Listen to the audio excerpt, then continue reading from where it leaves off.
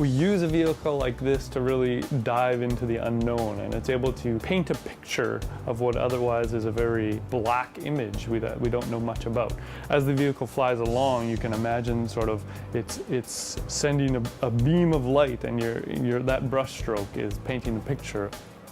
My name's Andrew Hamilton. I'm a PhD student at UBC in fluid mechanics, and I'm working with Gavia, an autonomous underwater vehicle to study under ice fluid environments. What I'm particularly interested in is where glaciers meet the ocean, that interface of ice and water, and then how those glaciers change the physics and the biology of the ocean around it. Some of the tools that we need for this research, because it takes place under ice and often under very thick ice, is an autonomous underwater vehicle like this one. And that just means it's a mini robotic submersible, so it's able to fly under the ocean all by itself.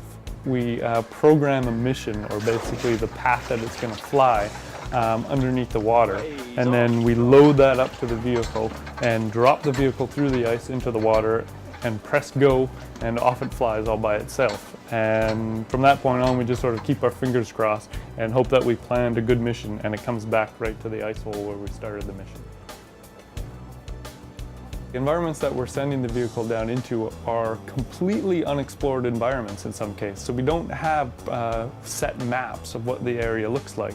And so in that sense, it's true exploration. And when you're sending a robot off to do true exploration, sometimes mistakes can happen and it's going to get itself into a bit in trouble and perhaps get stuck in the bottom. In October, November of 2010, we took the vehicle down to Antarctica, and the purpose of that was to fly it in the ocean next to the Erebus glacier tongue, which is about a 300-meter thick glacier flowing off the land that really influences the ocean currents and mixing near it.